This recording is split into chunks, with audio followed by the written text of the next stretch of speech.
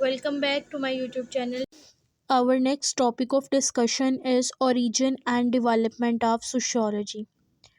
इससे पहले जो लेक्चर्स हम लोगों ने डिस्कस किए हैं चैप्टर नंबर 1 के, उनमें था हमारे पास introduction to sociology, relationship of sociology with other social sciences, and then we have discuss sociological scope. इस लेक्चर में हम देखेंगे कि origin and development of sociology.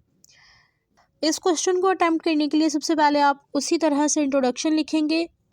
इसके लिए आप फर्स्ट लेक्चर को लाजमी एक दफ़ा व्यू कीजिएगा।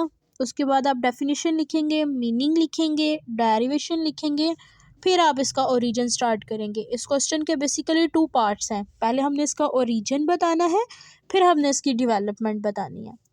तो चलते हैं हम ओरिजिन की तरफ। चलें जी, स्टार्ट करते हैं कि सोशियोलॉजी का ओरिजिन कहाँ से हुआ। हमने पहले लेक्चर में ये डिस्कस किया था कि सोशियोलॉजी के फाउंडिंग फादर कौन है, ऑगस्ट कॉम्टे। अब जो ऑगस्ट कॉम्टे से पहले की बात पहले डिस्कस करते हैं कि उससे पहले क्या चीज़ थी, किस चीज़ ने इंसान को मजबूर किया कि, या ऑगस्ट कॉम्टे को मजबूर किया कि वो सोशियोलॉजी को एज अ सेपरेट सब्जेक्ट के तौर पे इंट्रोड्यूस्ड करवाएं। पहले क्या था, लोग अपने आंसर्स को सुपरस्टिशन से फाइंड करते थे। सोसाइटी में कुछ भी रूनमा होता था वो उसको तोहमात के ज़रिए पहचानते थे। लोग तोहम परस्ती पे, सुपरस्टिशंस पे बहुत ज़्यादा बिलीव करते थे। सोसाइटी में कुछ भी होना, उन्होंने उसको गलत चीज़ से रिलेट करना। ऑगस्ट कॉम्टे से पहले ऐसा था। अब जो सोशियोलॉजी है वो एक न्यू साइंस है जो कि 19th सेंचुरी में इमर्ज हुई थी। और किसने सबसे पहले इंट्रोड्यूस करवाया था वर्ड सोशियोलॉजी? ऑगस्ट कॉम्टे ने। अब क्या हुआ था 19th सेंचुरी से पहले, अगर हम 18th सेंचुरी की बात करें तो कोई भी नहीं जानता था कि सोशियोलॉजी जो है वो एक सेपरेट डिसिप्लिन के तौर पे इमर्ज हो सकती है। तो 18 सेंचुरी में, 18 और 19 सेंचुरी में क्या हुआ था, कुछ ऐसे इवेंट्स यूरोप में टेक प्लेस हुए जो कि इस सोशियोलॉजी के ओरिजिन का कॉज बने। अब वो मेजर सोशल चेंज कौन कौन से थे? उनमें सबसे पहला था इंडस्ट्रियल रेवोल्यूशन, फिर था अमेरिकन एंड फ्रेंच रेवोल्यूशन, फिर एक था इम्पीरियलिज्म जिसको हम इंटेलेक्चुअल रेवोल्यूशन भी कहा जाता है। जो इंडस्ट्रियल रेवोल्यूशन है उसको हम इकोनॉमिक रेवोल्यूशन भी कहते हैं। जो हमारे पास अमेरिकन एंड फ्रेंच रेवोल्यूशन है, basically it's a political revolution. और जो इम्पीरियलिज्म है वो है इंटेलेक्चुअल रेवोल्यूशन या कल्चरल रेवोल्यूशन। अब जब ये रेवोल्यूशन टेक प्लेस हुए तो क्या हुआ था, सोसाइटी में चेंजेस आई थी। अब सोशियोलॉजिस्ट ने ये सोचना शुरू कर दिया कि सोसाइटी इस कदर चेंज हो गई है, इस कदर सोसाइटी में चेंजेस आ गई हैं, सोशल इंस्टीट्यूट चेंज हो गए हैं, सोसाइटी मॉडर्नाइज हो गई है, लोगों की वे ऑफ थिंकिंग चेंज हो गई है। आखिर क्या इसके पीछे फैक्टर्स हैं? उन्होंने ये सोचना शुरू किया कि हमें एक अलहदा से कोई ऐसा सब्जेक्ट बनाना चाहिए जिसमें हम सिर्फ और सिर्फ सोसाइटी के बारे में डिस्कस करें कि ऐसी चीज़ें सोसाइटी में क्यों रूनुमा हो रही हैं, क्यों ये रेवोल्यूशन आ रहे हैं, इन रेवोल्यूशन की वजह से लोग किस तरह से सफ़र कर रहे हैं, लोगों की ज़िंदगियां किस तरह से बदल रही हैं। तो ये जो सारे क्वेश्चंस थे ना, ये बेसिकली बुनियाद बने थे सोशियोलॉजी को इमर्ज होने में। कि सोशियोलॉजिस्ट ने सोचा कि सोसाइटी इस कदर चेंज हो रही है तो कोई तो ऐसा सब्जेक्ट होना चाहिए जो इस रैपिडली चेंजिंग सोसाइटी को डिस्कस करे कि क्यों ऐसा हो रहा है। तो तब सोशियोलॉजिस्ट या ऑगस्ट कॉम्टे ने सोशियोलॉजी को इंट्रोड्यूस करवाया। That time the name of sociology was social physics.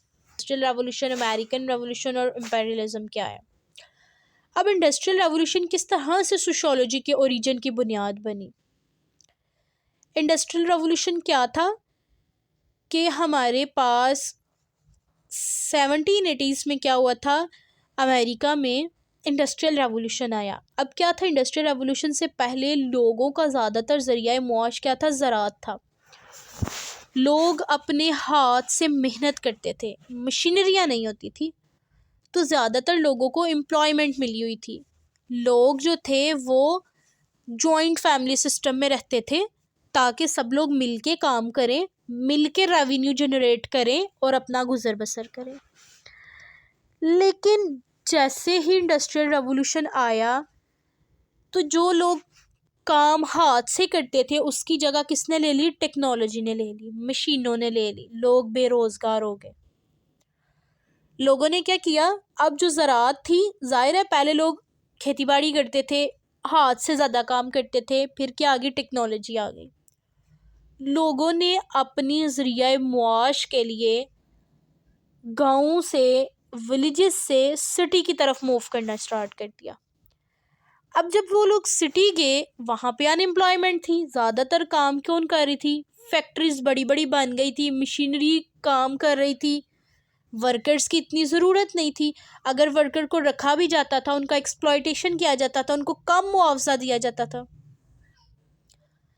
इसका क्या नतीजा निकला कि एक ख़ानदान के छोटे से बच्चे को भी काम करना पड़ गया अपनी 2 वक्त की रोटी के लिए, to bear bread and butter. लोगों ने जॉइंट फैमिली से न्यूक्लियर फैमिली की तरफ आना पसंद किया। क्यों? क्योंकि अखराजात ही पूरे नहीं होते थे। सिटीज़ में जब वो लोग शिफ्ट हुए, यहाँ पे उन्हें छोटे छोटे घरों में रहने पर मजबूर हो गए। अब इस सब की वजह से सोसाइटी में इतने ज़्यादा चेंजेस आ गए इंडस्ट्रियल रेवोल्यूशन की वजह से। जब इंडस्ट्री आ गई, टेक्नोलॉजी आ गई, कि लोग इस कदर परेशान हो गए, इस कदर परेशान हो गए कि उन लोगों ने क्वेश्चन पूछना शुरू कर दिए कि ये सब कुछ इतना चेंज किस वजह से आ रहा है। लोगों ने भेड़ बकरियों की जगह बनाई हुई थी, जहाँ से वो लोग वूल लेते थे और फैक्ट्रीज को देते थे। पहले क्या होता था, वो वूल से हाथ से बनाते थे चीज़ें, उनको ज़्यादा रेवेन्यू जनरेट होता था। अब फैक्ट्रीज वाले क्या करते थे, अपना मुंह मांगा दाम लेते थे, जो उनका दिल करता था उस पर लेते थे, वरना कहते थे आप जिसको मर्जी दे लें। लोगों को नुकसान होना स्टार्ट हो गया। उन लोगों ने खेती बाड़ी छोड़ दी, खेती बाड़ी छोड़ के वो सिटीज़ की तरफ शिफ्ट हो गए। अब सोशियोलॉजिस्ट के पास इन तमाम क्वेश्चंस का जवाब नहीं था कि सोसाइटी में ये चेंजेस आ रहे हैं, लोग किस तरह से सफ़र कर रहे हैं। तो उन्होंने क्या किया, एक न्यू डिसिप्लिन को इंट्रोड्यूस करवाया, ताकि इसमें हम इस सारी चीज़ को एक्सपीरियंस कर सकें कि किस तरह से इंडस्ट्रियल रेवोल्यूशन जो है वो सोसाइटी को इफ़ेक्ट कर रहा है। नेक्स्ट है हमारे पास अमेरिकन एंड फ्रेंच रेवोल्यूशन। अब क्या हुआ, अमेरिकन एंड फ्रेंच रेवोल्यूशन में क्या था कि किंग लूसियस के रीजन में, इसके दौर में फ्रांस में 2 क्लासेस एग्जिस्ट करती थी। एक थी अपर क्लास, एक थी लोअर क्लास।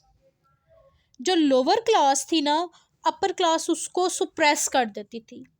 अब जो 14 पीपल्स ने रेवोल्यूशन स्टार्ट किया, वक्त गुजरने के साथ साथ वो जो काफिला था वो बड़ा होता गया। ये लोग फ्रांस में 1 महीने में पहुँचे।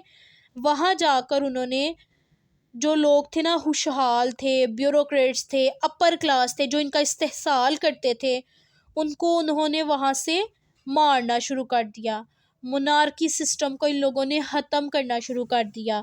जो लोग इनका इस्तेहसाल करते थे उनके खिलाफ उठ गए ये लोग। इस वजह से बहुत सी सोशल चेंजेस जो थी ना आना शुरू हो गई। तो इन तमाम सोशल चेंजेस को अंडरस्टैंड करने के लिए किसका सहारा लेना पड़ा, सोशियोलॉजी का। Next one is imperialism. Imperialism 17 से 18 सेंचुरी के दरमियान में स्टार्ट हुई थी। अब क्या हुआ था, इम्पीरियलिज्म, लोग पहले सुपरस्टिशंस पे बिलीव करते थे, तोहमात पे बिलीव करते थे। लेकिन जब इंटेलेक्चुअल रेवोल्यूशन आया तो लोगों ने चीज़ों को लॉजिकली और साइंटिफिकली एक्सेप्ट करना शुरू कर दिया। लोग को हर चीज़ को थिंकिंग और बिलीफ, थिंकिंग के ज़रिए एक्सेप्ट करते थे, पहले सोचते थे। वो ये कहते थे कि हर चीज़ के पीछे कोई ना कोई लॉजिक लाजमी है। तो उन्होंने, पहले लोग क्या करते थे, काली बिल्ली ने रास्ता काट दिया तो सफ़र नहीं करना।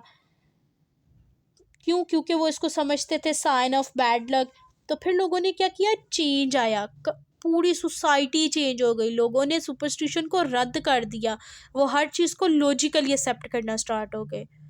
तो इन सब की वजह से सोसाइटी में जो भी चेंज आया उन सबको अंडरस्टैंड करने के लिए सोशियोलॉजी का सहारा लेना पड़ता था, सोसाइटी का सहारा लेना पड़ता था। इसलिए सोशियोलॉजिस्ट ने एक न्यू डिसिप्लिन, एक न्यू सब्जेक्ट सोशियोलॉजी इंट्रोड्यूस करवाया।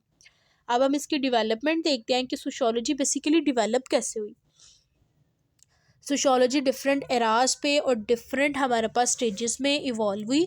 सबसे पहले हम क्लासिकल एरा देखते हैं जो कि हमारे पास 19 टू अर्ली 20th सेंचुरी था। ये जो एरा है हमारे पास, इसको फाउंडिंग फादर का एराज कहा जाता है। इसमें हमारे पास ऑगस्ट कॉम्टे, इमाइल डर्किन और मैक्स वेबर का जो वर्क है वो प्रोमिनेंट है। ये जो एरा है इसमें ज़्यादातर जो फोकस किया गया था वो social institution, social structure, social orders के ऊपर, कि मतलब सोशल इंस्टीट्यूशन जो होते हैं हमारे पास, फैमिली हो गया, रिलीजन हो गया, एजुकेशनल इंस्टीट्यूशंस हो गए, गवर्नमेंट होगी, पॉलिटिक्स हो गई, ये किस तरह से सोसाइटी के ऊपर इफ़ेक्ट करते हैं, किस तरह से ये सोसाइटी को रेगुलेट करते हैं, इनके बारे में डिस्कस किया गया। इस इरा में हमारे पास जो थेरीज आई थी उनमें था पॉजिटिविज्म, फंक्शनलिज्म, कॉन्फ्लिक्ट थेरी। ये जो तमाम थेरीज थी वो इस एरा में डिस्कस की गई थी। ये थेरीज आपको आगे जाते हुए सब पता चल जाएगा, यहाँ पे जस्ट आप इनके नेम ही अभी याद रखें। नेक्स्ट आ जाएगा इंटर वॉर इरा। अब इंटर वॉर इरा 1920s से स्टार्ट होता है और 1940s तक चलता रहता है। इस इरा को सोशियोलॉजी में ट्रांजिशन पीरियड भी कहा जाता है, क्योंकि इस इरा में सोशियोलॉजिस्ट ने जो सोशल चेंजेस आ रहे थे, इकोनॉमिक, पॉलिटिकल, इन सब को जो है ना अपने अंदर डिस्कस किया कि किस तरह से सोसाइटी के अंदर सोशल चेंज आ रहे हैं, पॉलिटिकल चेंज आ रहे हैं, इकोनॉमिक चेंज आ रहे हैं। क्योंकि इस ज़माने में फासिज्म, कम्युनिज्म का राइज था। ठीक हो गया। यहाँ पे हमारे पास किसका वर्क प्रोमिनेंट था? कार्ल मार्क्स का, रॉबर्ट मिल्टन का। और जो थीरीज थी इस ज़माने की वो थी methodologies to address this issues. अब आ जाएगा हमारे पास post war era. Post war era हमारे पास 1940s से लेके 1960s तक था। ये इस एरा में हमारे पास न्यू सोशियोलॉजिकल अप्रोचेज आई थी, सोशियोलॉजी को स्टडी करने के नए नए तरीके इंट्रोड्यूस करवाए गए थे, जिसमें हमारे पास structure functionalism, symbolic interactionism, social psychology, ये सारे इंट्रोड्यूस करवाए गए थे। अब इस एरा में रिसर्च की तरफ सोशियोलॉजी को शिफ्ट किया गया था। सोशियोलॉजी को सिर्फ लफ्जी बातों ने रिसर्च तक इंट्रोड्यूस करवाया गया था। इस ज़माने के जो स्कॉलर्स थे वो थे टैलकोट पार्सन, आर्विंग गुफमैन। इन लोगों ने इस इरा में सोशियोलॉजी को इवॉल्व किया। अब सोशियोलॉजी 1970 से लेके प्रेजेंट इरा तक किस तरह से है, कुछ लोग ये कह रहे हैं कि ये last few decades witnesses are unawared interest in critical approaches to sociology including feminist theory, critical race theory, post modernism. इस ज़माने में ये वाली थेरीज आई हैं। ये जो अप्रोचेस हैं वो अंडरस्टैंड करती है कि सोशल रिलेशन और कॉन्टेक्स्ट ऑफ पावर, कि एक सोसाइटी के अंदर पावर किस तरह से डिस्ट्रीब्यूट हुई है, कौन से लोग कौन सी पावर को यूज़ करते हैं, किस तरह से लोग पावर को यूज़ करते हुए दूसरे लोगों को इन्फ्लुएंस करते हैं, इंसान के सोशल रिलेशन क्या है, किस तरह से वो एक दूसरे के साथ रिलेट करते हैं, इंटरेक्ट करते हैं, बातचीत करते हैं एक दूसरे के साथ, और नेचर ऑफ सोशल रियलिटीज़ क्या है। ये था हमारा क्वेश्चन कि हमारे पास डेवलपमेंट क्या है सोशियोलॉजी की और सोशियोलॉजी का ओरिजिन क्या है। अगर आपको इससे रिलेटेड कोई भी क्वेरीज हो तो feel free to ask in comment section. अल्लाह हाफिज़।